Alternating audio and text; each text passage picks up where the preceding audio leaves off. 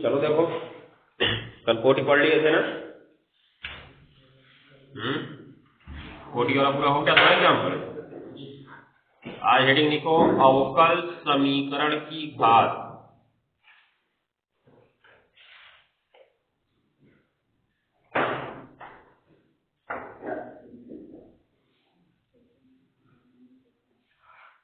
अवकल समीकरण की घात, ब्रैकेट में लिखना डिग्री।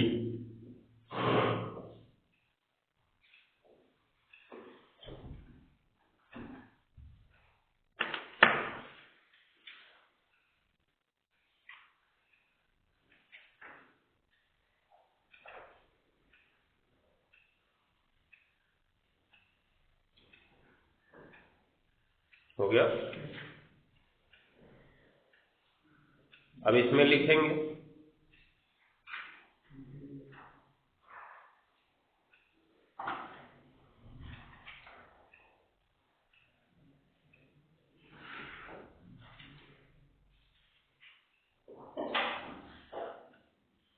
लिखो, इसमें परिभाषा लिखो।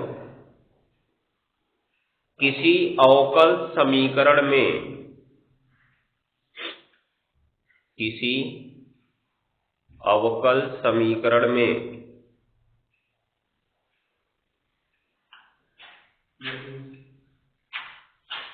किसी अवकल समीकरण में,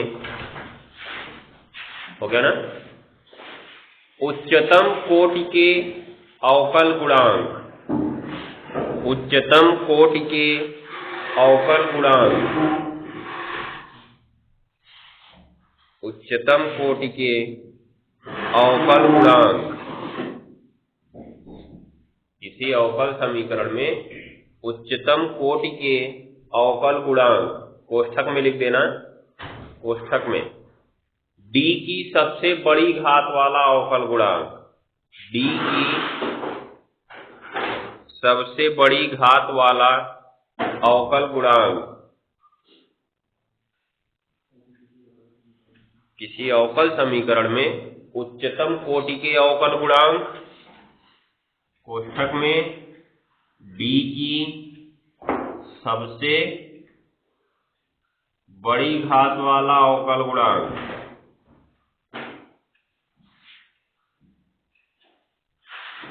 बड़ी घात वाला अवकल गुणांक। हो गया, कोष्ठक बंद। के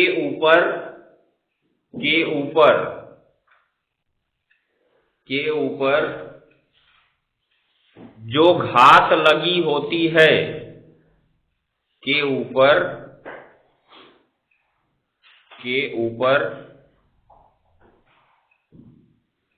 जो घात लगी होती है,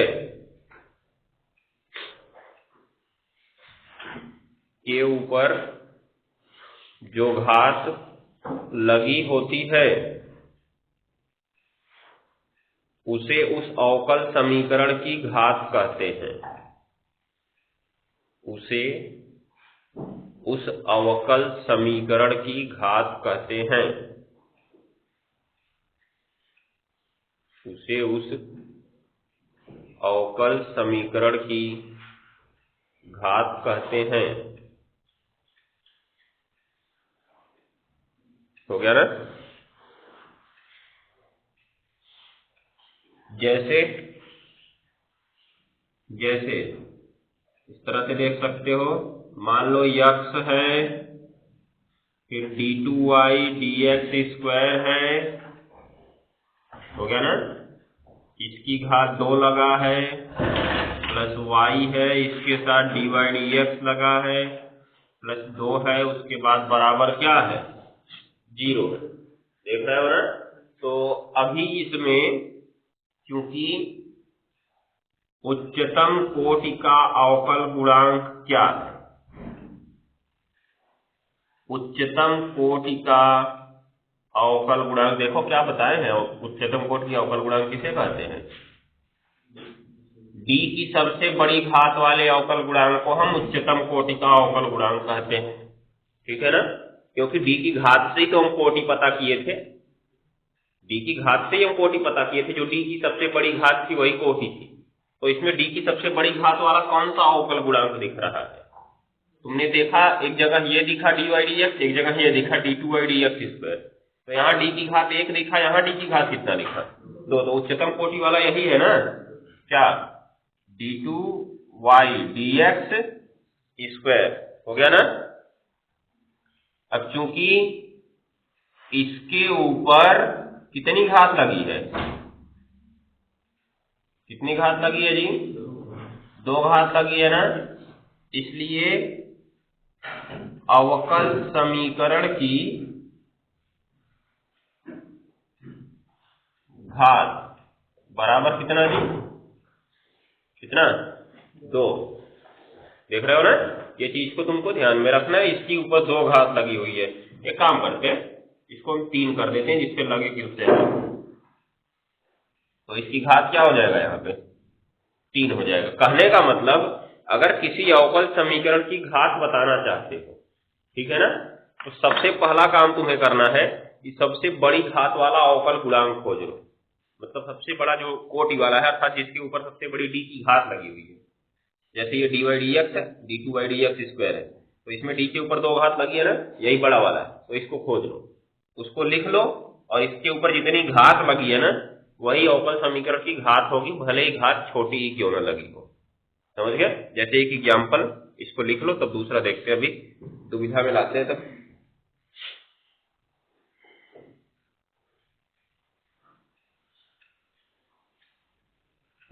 चलो अब देखो,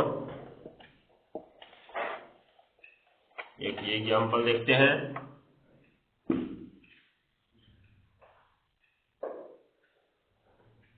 d3y dx cube plus y d2y dx square की पावर 4 प्लस 8 इज इक्वल 0। इसकी घात कितनी होगी?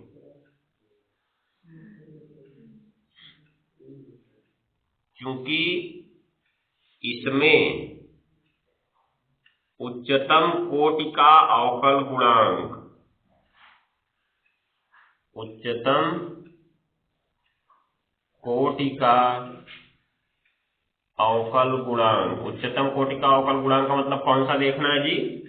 d की सबसे बड़ी घात वाला, ये ध्यान देना है। हो गया ना? कौन सा है इसमें? d की सबसे बड़ी घात वाला अवकल गुणांक कौन सा दिख रहा है? ये दिख रहा है। इस पे पूरे पे घात लगी हुई है, ध्यान दिए रहा ना। इस पे d की सबसे बड़ी घात है। ये तो 2 घात है ना, ये 2 है, ये 3 है, तो कौन बड़ा है? 3 बड़ा है ना, तो इसको लिखना है d3y dx क्यूब। अब बताओ इसके ऊपर कितनी घात लगी है जी? कुछ नहीं तो 1 घात लगी है ना। तो जिसके ऊपर कितनी घात लगी है? 1 घात लगी है, इसलिए अवकल समीकरण की घात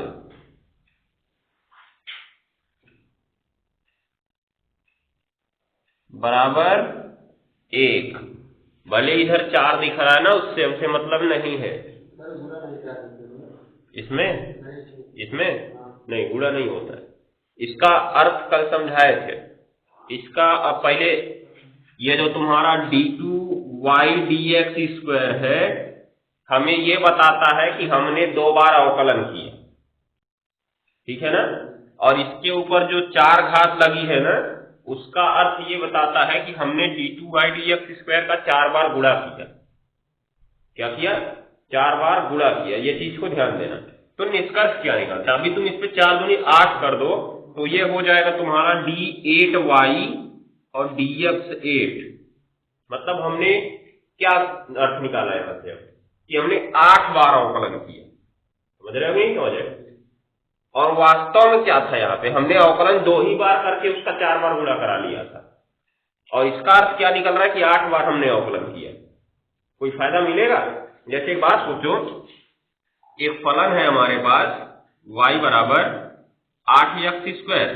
तो पहले इसका जब dy dx निकालोगे तो 8 दूनी 16 घात आगे आ जाएगी ना, और घात में से एक घट जाएगा, 16x आ गया। उसके बाद फिर इसका एक बार अवकलन करोगे तो d2y dx स्क्वायर होगा, और 8 बाहर, ये 16 बाहर आएगा और x का क्या हो जाएगा, 1 हो जाएगा। तीसरी बार कर दो d3y dx क्यूब, क्या आ जाएगा, 0 आ जाएगा।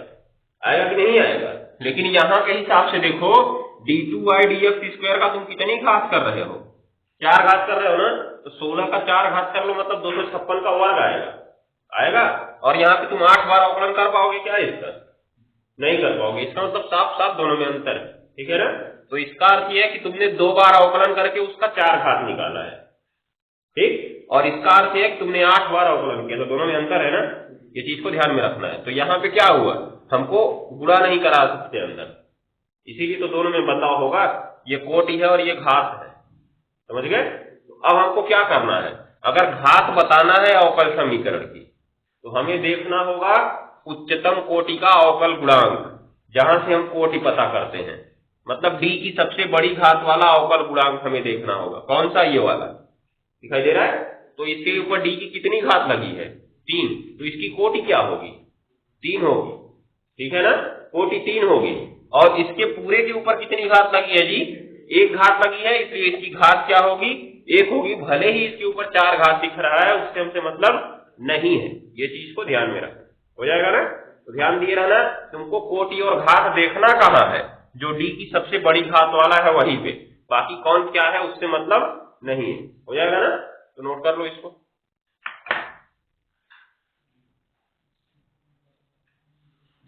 कोटि देखना है तो d की सबसे बड़ी घात देखो, और अगर घात देखना है तो d की सबसे बड़ी घात वाले अवकल गुणांक के ऊपर लगी घात को देखो। इसके ऊपर 4 लगे, 1000 लगे, उससे कोई मतलब नहीं है, इसके ऊपर क्या लगा इसको हमको देखना है।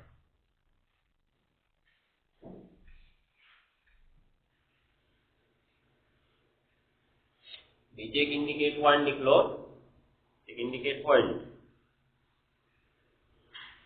यदि यदि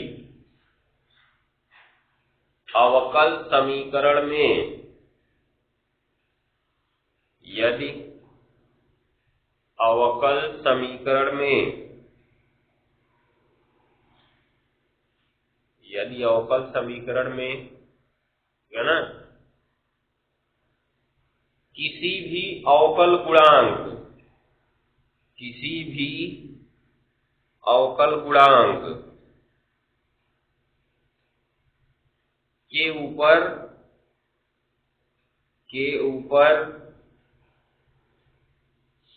के ऊपर हो गया ना, ऋणात्मक, एक मिनट, के ऊपर करड़ी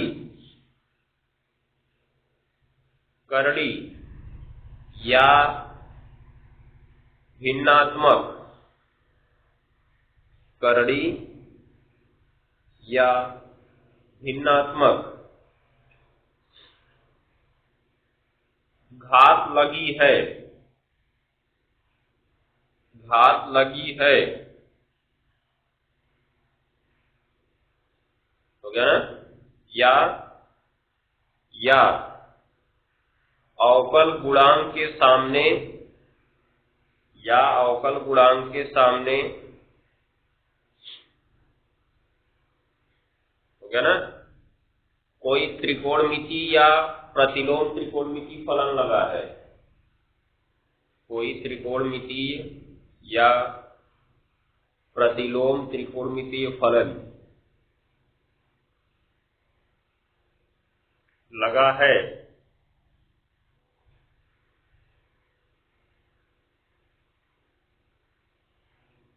लगा है, तो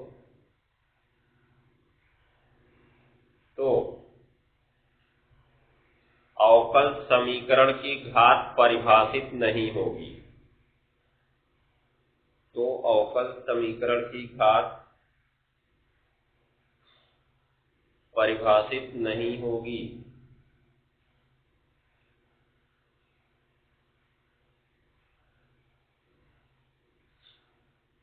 तो अवकल समीकरण की घात परिभाषित नहीं होगी, हो गया ना।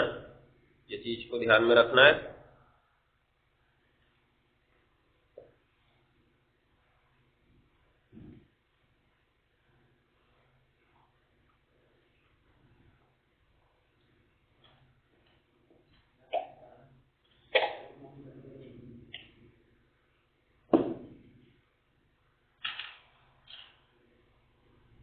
जैसे देख सकते हो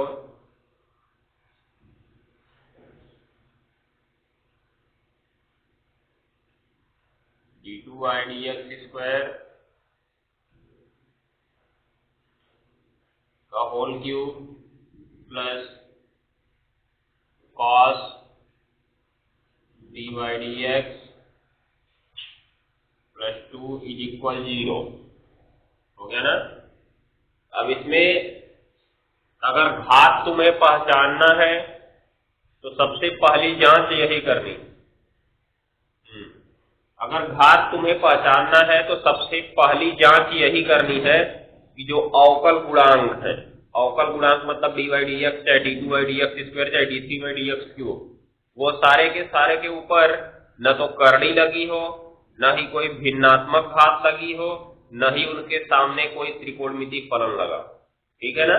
तो यहाँ पर वही दिख रहा है, जो dy dx है इसके सामने त्रिकोणमितीय फलन लग गया है। अब कहो कि इससे मतलब है ना हमको, लेकिन हमने उसमें साफ साफ लिखवाया है कि सभी अवकल गुणांक, समझ गए ना, ध्यान दिए रहना, सभी अवकल गुणांक स्वतंत्र होने चाहिए तभी होगा घात का परिभाषित होना।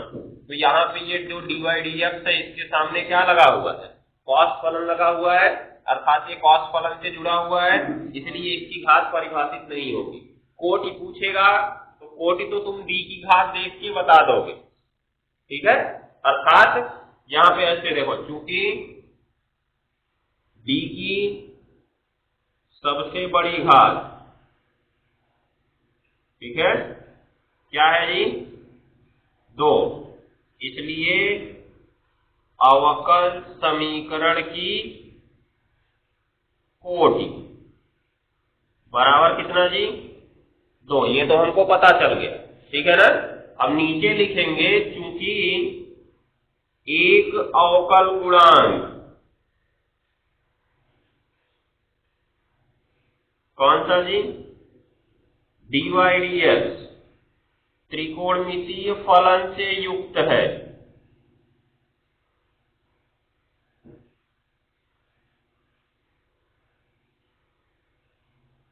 त्रिकोणमितीय फलन से युक्त है, इसलिए घात परिभाषित नहीं होगी। बस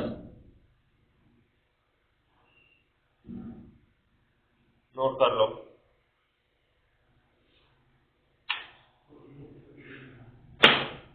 यहाँ पे भिन्नात्मक घात भी लगी रहती तब भी परिभाषित नहीं होता। किसी पे भी लगाओ, किसी एक पर भी लग गया तो परिभाषित नहीं होगा। नहीं, इसमें d की सबसे बड़ी घात। हाँ, तो अब देखो घात, अब यही तो प्रॉब्लम है यहाँ पे। घात देखने से पहले उसमें देखो इंडिकेट पॉइंट हमने क्या लिखवाया कि जितने भी अवकल गुणांक हैं सब या तो करड़ी से या तो भिन्नात्मक घात से या प्रतिलोम त्रिकोणमितीय फलन से मुक्त हो, अर्थात उसको एकदम स्वतंत्र होना चाहिए। ये चीज को ध्यान में रखना। अभी एक बात ध्यान दो, यहाँ पे जब हम dy dx पहले ही प्राप्त किए हुए हैं, उसके सामने cos आ गया तो उसका अवकलन कैसे करेंगे फिर से। उसका अगर हम मानक मान के कर भी दिए कि dy dx को मानक मान ले, उसके बाद cos dy dx कर दें तो d2y dx स्क्वायर आ तो जाएगा, लेकिन उसके सामने फिर ये पड़ा रहेगा कि नहीं पड़ा रहेगा, दिखाई दे रहा है ना। इसलिए यहाँ पे इसके आने के बाद घात परिभाषित नहीं हो पाती। जब ये साथ में इसके रहेगा तो इसके ऊपर घात कैसे लगाओगे, तुम लगाओगे क्या, नहीं लगा सकते हो। इसलिए ये हो जाने पर घात परिभाषित नहीं हो सकती। ठीक है ना, ये चीज को ध्यान में रखना है। हाँ, cos y dy dx होता तब परिभाषित होता, क्योंकि cos y अकेला फलन हो गया। कहने का मतलब तुमने ऐसे लिख दिया इसको, cos y into dy dx लिखा ना तुमने, तो cos y तो तुम्हारा एक फलन हो गया, उसके बाद तो dy dx स्वतंत्र ही है। दिखाई दे रहा है, नहीं दिखाई दे रहा है। cos y एक फलन है, dy dx अलग है, तब तो स्वतंत्र है, तब तो हो जाएगा परिभाषित। लेकिन हमने यहाँ पे क्या लिखा है, cos dy dx मतलब हमारा फलन था cos और dy dx को हमने एक कोण मान लिया है। दिखाई दे रहा है नहीं दिखाई दे रहा? dy dx को हमने क्या मान लिया है? कोण मान लिया। ये ध्यान देना, तब यहाँ पे प्रॉब्लम है, यहाँ पे नहीं कोई परेशानी है, क्योंकि cos y अलग है, dy dx अलग है। अभी dy dx के ऊपर हम 3/2 घात लगा दें तभी नहीं होगा। दिखाई दे रहा है ना, क्योंकि भिन्नात्मक घात है। करड़ी लगा दें इसके ऊपर तभी नहीं होगा। लेकिन हाँ, अगर किसी प्रकार से उस करड़ी को हमने खत्म कर दिया, किसी प्रकार से उस करड़ी को हमने खत्म कर दिया, तब घात परिभाषित हो जाएगी। जैसे मान लो यहाँ पे एक सवाल अभी हम दिखा रहे हैं, इसको नोट कर लो पहले तब बताएं।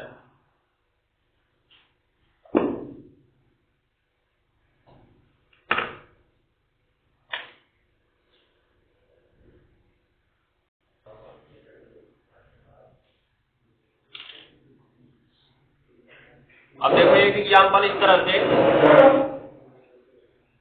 मान लो d2y dx स्क्वायर हो, दिखाई दे रहा है ना, और plus x under root dy dx हो और बराबर 0, इस तरह से। अब बताओ इसकी कोटि कितनी होगी? पहले कोटि तो 2 होगी, क्योंकि d की सबसे बड़ी घात 2 है, समझ गए? लेकिन अब घात देखने के लिए पहले हमको ये देखना है कि क्या सभी dy dx या d2y dx स्क्वायर करड़ी से या भिन्नात्मक घात से या त्रिकोणमितीय फलन से मुक्त है? नहीं, मुक्त नहीं है, क्योंकि dy dx के ऊपर करड़ी लगी है। दिखाई दे रहा है? लेकिन एक तरह से अब कहा जाए तो इसकी घात परिभाषित नहीं है। अब समझ गए? और अगर हम थोड़ा सा दिमाग लगा लें तो क्या करेंगे? d2y dx स्क्वायर करेंगे, प्लस नहीं, बराबर लगाओ, इसको ले चलो उधर, minus x under root dy dx square, इसका क्या कर दो जी? वर्ग कर दो। वर्ग करोगे तो क्या हो जाएगा? d2y dx स्क्वायर का स्क्वायर हो जाएगा इधर, और इधर तुम्हारा माइनस का वर्ग जी, प्लस और x का वर्ग, x स्क्वायर, और इसका क्या हो गया? करड़ी ही खत्म हो गई। दिखाई दे रहा है ना? स्वतंत्र हो गया। दिख रहा है? निष्कर्ष क्या निकला? यह भी एक अवकल समीकरण है, इसकी भी घात परिभाषित है। ठीक है, पहले देखने में तो नहीं दिख रहा था हमको, लेकिन जब हमने थोड़ा सा हल किया तो हमें पता चल गया कि वो करड़ी केवल नाम मात्र की दिख रही थी, वास्तव में इसके वर्ग को उधर भेजने से करड़ी आई थी उस पर। लेकिन हमने क्या किया, फिर से वर्ग कर दिया तो उसकी करड़ी खत्म और इसके ऊपर वर्ग आ गया। तो अब इसमें कोटि क्या बताओगे? कोटि क्या बताना है अब? 2, d की सबसे बड़ी घात क्या है जी? 2, इसलिए कोटि बराबर क्या हो गया? 2 हो गया, क्योंकि उच्चतम कोटि का अवकलज, उच्चतम कोटि का अवकलज कौन सा है?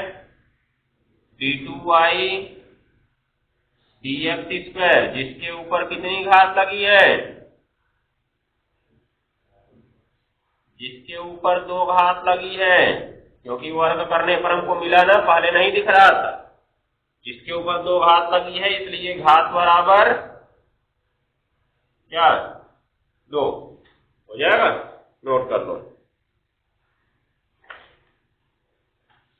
तो हटा सकते हो तो हटा देना, नहीं हटेगा तभी कहना कि परिभाषित नहीं है। पिछले सवाल में था क्या किसी भी प्रकार से हम dy dx के सामने से cos हटा सकते थे?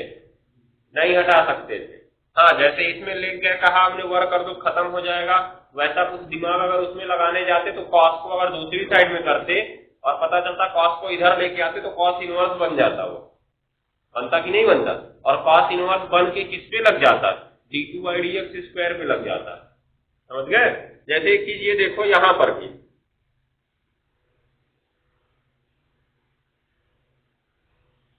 देखो इधर ध्यान दो, ये अगर लग जाए cos dy dx बराबर x+2।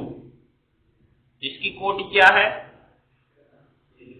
कोटि तो एक है क्योंकि dy dx दिख रहा है हमें, लेकिन तब घात परिभाषित है कि नहीं है? घात परिभाषित है। कैसे है जी? इसको cos को दूसरी साइड में तुम भेज सकते हो, तो cos इनवर्स x+2 हो गया ना। अब मुक्त हो गया कि नहीं हो गया?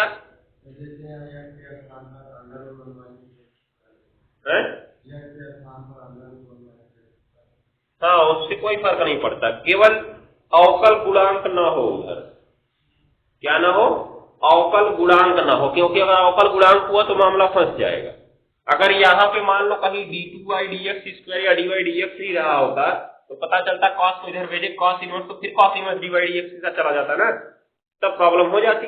लेकिन यहाँ पे ऐसा कुछ नहीं हुआ, cos को हमने भेजा, अब इधर एक फलन बन गया। इसका तो आसानी से अवकलन समाकलन हो सकता है कि नहीं हो सकता है? तो इसीलिए ये भी तुम्हारा अवकल समीकरण है, इसकी भी घात परिभाषित है। समझ गए? ये ध्यान देना, अगर अलग हो सकता है तो अलग कर लो, नहीं हो रहा है तभी परिभाषित नहीं होगा। हो जाएगा ना? ये सवाल तुम्हारा 1 नंबर में पूछे जा सकते हैं। बहुविकल्पी में जो पहला आता है, बहुविकल्पी में सवाल पूछा जाता है ना, वैसे एक अवकल समीकरण दे देगा, पूछ लेगा बताइए इसकी घात क्या है, इसकी कोटि क्या है। समझ गए? तो कोटि को तुम d की घात देख के बताओगे कि d की सबसे बड़ी घात क्या है, और अगर घात देखना है तो घात की जांच करने के लिए सबसे पहला काम देख लेना कि उसके ऊपर करड़ी न लगी हो, कोई भिन्नात्मक घात न लगी हो, और चाहे कोई त्रिकोणमितीय फलन न लगा हो। ठीक है ना? इतना सबसे स्वतंत्र होने के बाद तब उसमें चले जाना, जो उच्चतम कोटि का अवकल गुणांक होगा उसके ऊपर क्या घात लगी है उस पर। समझ गए? जैसे इसमें पहले हमने इसको सही किया, फिर से उच्चतम कोटि का अवकलज क्या था जी? d2y dx², फिर इसके ऊपर क्या घात लगी थी, तब हमने उसको देखा है। हो जाएगा ना? ये ध्यान देना।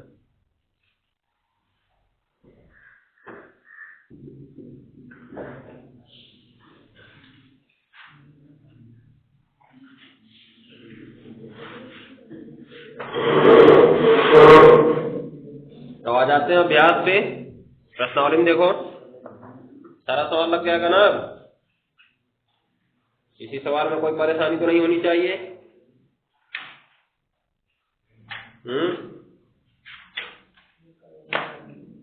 क्या हुआ?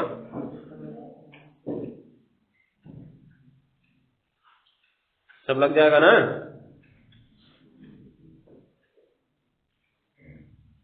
कोई कठिन तो नहीं है इसमें। वही जो तीसरा वाला था उसको बता ही दिए हैं। 4, 5, 6 सब 9 नंबर में तुम्हारा करड़ी में देखो, करड़ी लगाया है, उसके ऊपर छोटा सा 4 लिखा है ना, उस छोटे से 4 का मतलब उसके ऊपर कितना घात? 1/4 घात। ध्यान देना, तुमने वर्गमूल और घनमूल तो पढ़ ही लिया होगा।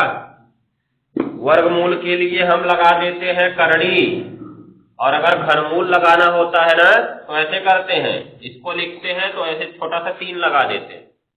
जब तुम करड़ी बोलते हो तो करड़ी का मतलब कितना घात बोलते हो? 1/2। तो घनमूल का मतलब कितना घात? 1/3। तो यहाँ पे 4 मूल है, इसलिए इसके ऊपर कितना घात जी? 1/4 घात। तो अब देखो, ये इस तरह से d2y dx² है, और इधर करड़ी लगाया और 4 लिखा, और x प्लस dy dx का क्या लिखा है? Whole square. ऐसे तो अभी देखने पर ये इसकी घात परिभाषित नहीं लग रही है, दिखाई दे रहा है ना? लेकिन इसको अगर तुम ऐसे बना लो तो x प्लस dy dx का होल स्क्वायर, और इसके पूरे के ऊपर कितनी घात लगी हुई है? घात को जब दूसरे पक्ष में ले जाते हैं तो पलट जाती है। क्या हो जाता है जी? पलट जाता है। ये ध्यान देना, नहीं समझे? अगर करड़ी में x बराबर 5 होता है तो इसको क्या लिखते हो? x बराबर 5 का स्क्वायर लिखते हो। कैसे? दिमाग ही लगा लो अपना, कहते हो वर्ग करने पर। क्या करने पर? तो करड़ी में x का वर्ग करते हो, और उसके बाद इधर किसका वर्ग करते हो? 5 का। तो फाइनली x बराबर 5 का वर्ग आया कि नहीं आया? ये क्यों आया था? क्योंकि जो तुम्हारा यक्स है ना, इस करड़ी का मतलब इसके ऊपर कितना घात था, 1/2, और जब घात दूसरे पक्ष में गई तो ये क्या हो गई, 2/1 हो गई, मतलब 5 का स्क्वायर ही तो दिख रहा है, दिखाई दे रहा है। तो कभी भी याद रखो, घात को जब दूसरे पक्ष में ले जाते हो तो वो क्या हो जाता है, फिर पलट जाता है। ठीक, तो इधर घात कितना दिख रहा है, 1/4 दिख रहा है ना, तो इसको इधर लेके चले जाओगे तो क्या हो जाएगा, 4/1 हो जाएगा। तो या इसको ऐसे लिख सकते हो, d2y dx², इसकी घात कितना जी, 4, और बराबर इधर क्या बचा तुम्हारा खाली, अब dy dx का क्या, होल स्क्वायर। अब आराम से बता सकते हो इसकी कोटि और घात क्या है। कोटि क्या है जी, कोटि तो 2 है, क्योंकि d की सबसे बड़ी घात कितनी तुमको दिख रही है, 2 दिख रही है। अब घात क्या है, घात है 4, क्योंकि d की सबसे बड़ी घात वाला अवकल गुणांक यही है ना, और इसके ऊपर क्या घात लगी हुई है, 4 लगी हुई है, तो इसका घात 4 है। इससे हमसे मतलब नहीं है कि इस पे क्या लगा हुआ है। ठीक है, बस ये देख लेना कि वो स्वतंत्र है कि नहीं है, तो स्वतंत्र है ना, ठीक है, काम चल जाएगा, लगा सकते हो। 9 नंबर सवाल था ये, बाकी खत्म। कल हम लोग पढ़ेंगे अवकल समीकरण बनाना, मतलब अगर कोई इक्वेशन दिया जाए तो उससे अवकल समीकरण हम कैसे बनाएं, ठीक है ना। तो अब प्रश्नावली, मतलब इसमें प्रश्न दिया गया है, समीकरण भी दिया गया है, उसका अवकलन करके अवकल समीकरण बनाना है। और अवकल समीकरण बनाते समय एक चीज को ध्यान में रखना है कि उसमें जो अचर पद दिख रहे हैं ना, जैसे पहला सवाल पढ़ लो 9b का, कह रहा है a और b स्वेच्छ अचर है, देख रहे हो, a और b स्वेच्छ अचर है, मतलब जो जितने स्वेच्छ अचर बताएगा अवकलन उतनी बार करना होगा, जितने स्वेच्छ अचर सवाल में बताएगा अवकलन उतनी बार करना होगा। अर्थात तुमको y बराबर ax + b दिख रहा है ना, तो उसका 2 बार अवकलन करना होगा। एक पहली बार जो उत्तर आएगा उसका फिर से अवकलन करना होगा, और उतनी बार अवकलन करने में जो स्वेच्छ अचर तुमने a और b लिया था वो समाप्त हो जाएगा, ये ध्यान दिए रहना। अर्थात अवकल समीकरण में कोई भी स्वेच्छ अचर नहीं बचता है, अवकल समीकरण में कोई भी स्वेच्छ अचर नहीं बचता है। अगर सवाल लगा पाना तो कुछ लगा के ले आना, समझ गए। बाकी चीजें कल देखेंगे।